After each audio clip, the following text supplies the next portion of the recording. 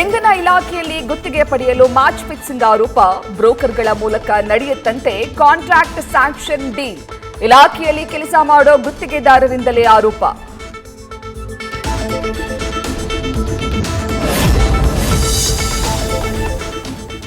Diesel ದರ ಏರಿಕೆ, lorry ಮಾಲೀಕರ ಅಸೋಸಿಯೇಷನ್ ಆಕ್ರೋಶ.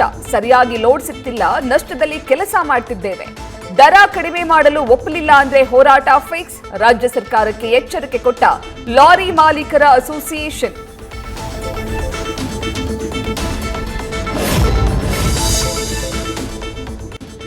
ಪೆಟ್ರೋಲ್ ಡೀಸೆಲ್ ಬೆಲೆ ಏರಿಕೆಯ ಬರೆ ಜೊತೆಗೆ ಪೋಷಕರಿಗೆ ಹೊಸ ಶಾಕ್. ಶಾಲಾ ವಾಹನಗಳ ಶುಲ್ಕ 10% ಹೆಚ್ಚಿಸುವುದಕ್ಕೆ ನಡೆದಿದೆ ಚಿಂತನೆ. ಮುಂದಿನ ವಾರದಿಂದ ಖಾಸಗಿ ಶಾಲೆಗಳು ಪುನರಾರಂಭವಾಗ್ತಿದ್ದು, ಆಗಿನಿಂದಲೇ ಶುಲ್ಕ ಹೆಚ್ಚಳಕ್ಕೆ ತಯಾರಿ.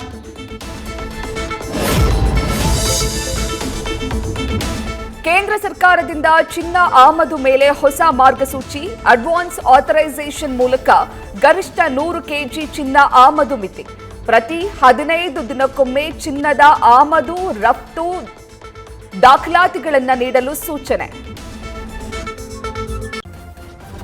ನ್ಯೂಸ್ ಫಸ್ಟ್, ನಿರ್ಭೀತಿಯಿಂದ ನಿಮ್ಮ ಪರವಾಗಿ.